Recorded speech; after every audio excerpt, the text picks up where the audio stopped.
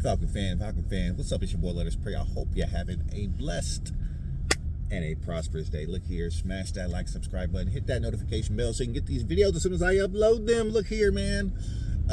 You may be asking, so I'm just gonna go ahead and tell you. Your boy's headed to a funeral right now. Actually, second funeral in 2 days. All right, third funeral in 5 days. Can you believe that? But you know what? It's good to be able to be there to support people that have been there to support you in the past. I usually end every episode with tell those that you love them while you can.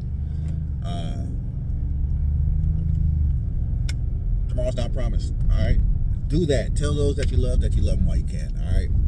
So I'm headed to a funeral. I was watching Raheem Morris's introductory press conference at the NFL Combine. And I've been hearing some things. It's obvious. It's not a surprise to anyone that the Falcons will be looking to get a new signal caller. Emphasis on new signal caller this offseason. The Falcons need a quarterback. And I've been hearing and I've been seeing some guys on, some message boards, whether it be YouTube, whether it be the Falcoholic, saying, well, there's a possibility that maybe Desmond Ridder can be coached up and we won't need to draft a quarterback. Stop the press. Stop the press, y'all. Raheem Morris pretty much gave you the blueprint today at his introductory press conference. When asked about his opportunity to be with the Falcons, he said specifically he likes some of the things that the previous regime had done, and Arthur Smith, and drafting Bijan Robinson, and drafting Drake London, and drafting Kyle Pitts, which some people would disagree with, and the way that they revamped that defense last year. He liked those building blocks, but he said plain as day, he would not even have had the opportunity to be the Falcons coach had they had a different quarterback. A quarterback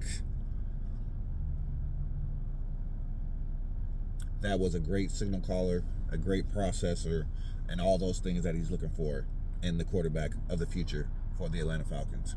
He said the only thing holding back the Falcons last year was the quarterback play. It's a foregone conclusion, man. Desmond Ridder, I'm not saying he'll be released, anything like that, but he will be tucked in probably like the QB3, I would imagine, spot going forward until his contract is up. Not sure if they'll sign him to a new deal after that. But Desmond Ridder, man, I don't know what the fascination with Desmond Ridder is for some of these fans that sat through that grueling, that hurtful cycle of turnovers that Desmond Ridder put on for us last season. It was clear that the quarterback position was lacking elite play. And I'm not even going to say elite play. I'm just going to say lacking dependable play. Someone you can depend on to get the ball to the weapons and not turn the ball over. If the Falcons had that last season, Falcons make the playoffs. As bad as we were, if we just had a guy who didn't turn the ball over and that could get the ball to the open receivers, Falcons make the playoffs. Easy. So, miss me with the notion, please, guys, that Desmond Ridder is somehow going to be fixable by TJ Yates or, the other people on the staff in the quarterback room. No. He may very well go to another team and be a serviceable backup.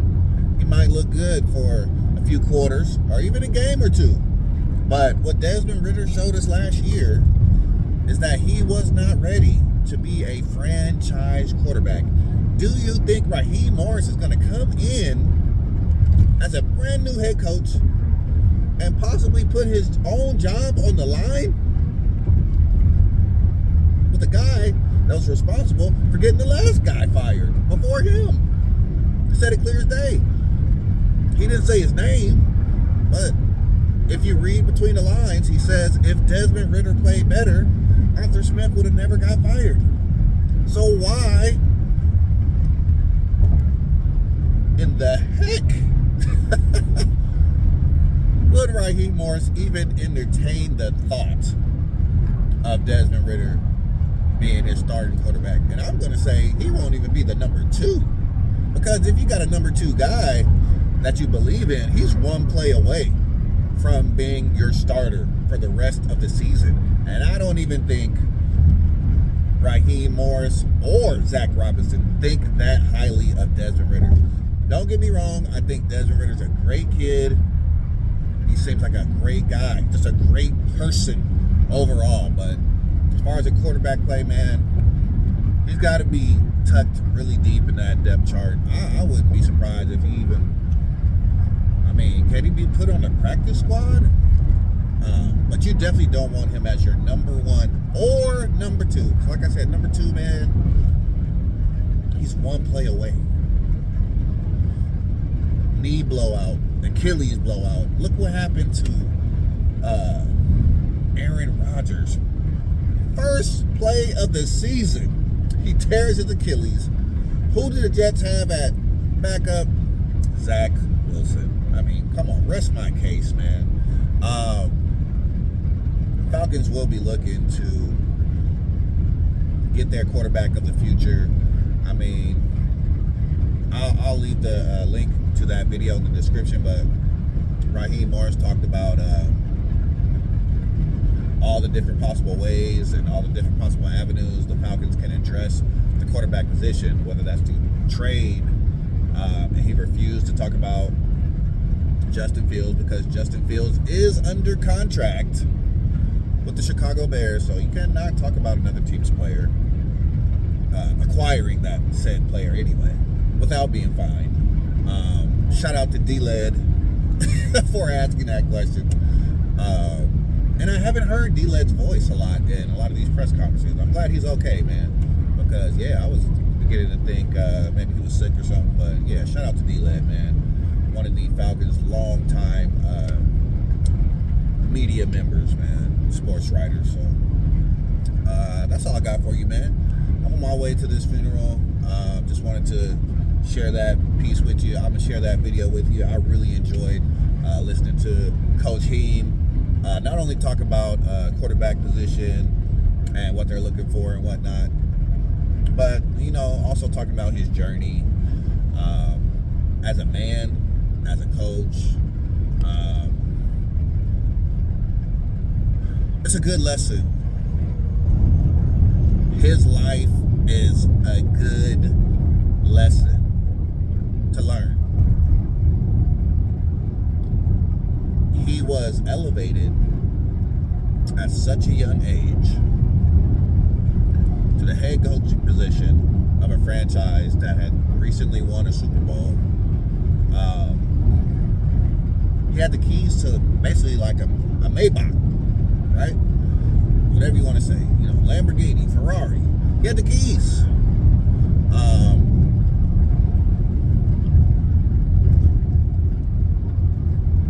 He stated today may have got his opportunity a bit too early on, okay?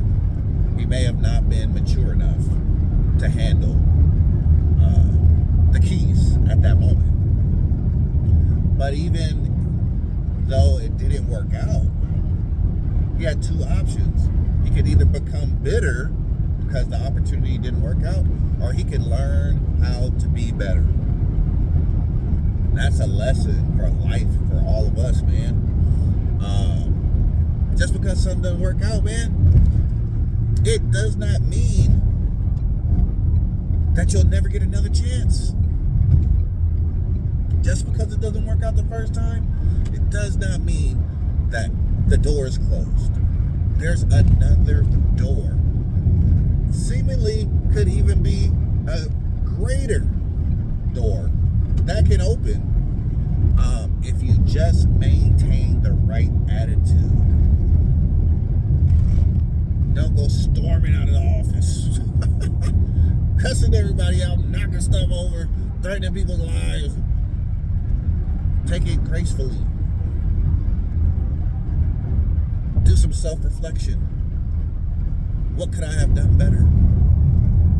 What do I need to work on? He talked about, maybe he did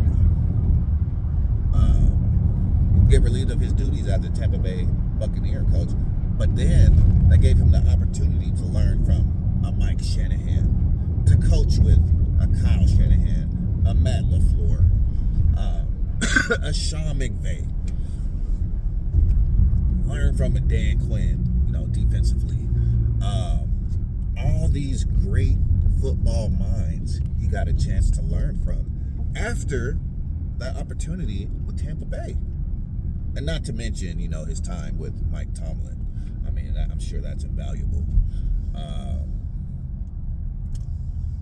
But it just goes to show you, he just thinks on a different level. And guess what? You can too. I can too. I took a lot from that, man, that I can apply to my own life. Coach Heem just seems like such a great human being.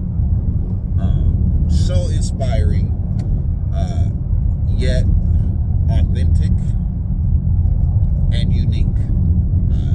Definitely seems like he's his best version of himself right now, as he currently is. And it's just really inspiring every time I hear him speak about his journey as an NFL coach, head coach, to being assistant coach, to being a position coach, then to being a defensive coordinator, and then ultimately becoming the Atlanta Falcons head coach. Just really inspiring guy, man. I love to hear him talk. So the combine will be starting,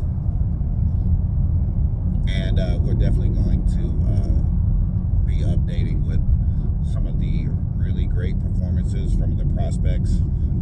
Some prospects have dropped out of the combine, so they won't participate, which kind of sucks because you would like to at least see them run or go through position drills or something like that, or even I'm sure NFL personnel would like to interview them and whatnot, but some of them are waiting for the pro day, so that's understandable. I mean, it's just kind of one of those cat and mouse type of games. What's best for them, whatever they're being coached up by by their management team, their agents and whatnot, their trainers. So we'll keep you updated with the combine performances, man, coming on later. It's your boy, Let Us Pray. Hope you're having a blessed and a prosperous day, y'all. Please pray for the families that had lost their loved ones. 3 separate families, man. Guy I've gotten to know very well the last few years that I coached with lost his grandmother. So we're going to pay our respects and support him on today. So tell those that you love while you can, y'all. It's your boy, Let Us Pray. Have a blessed and a prosperous day, y'all. Peace, and I'm out.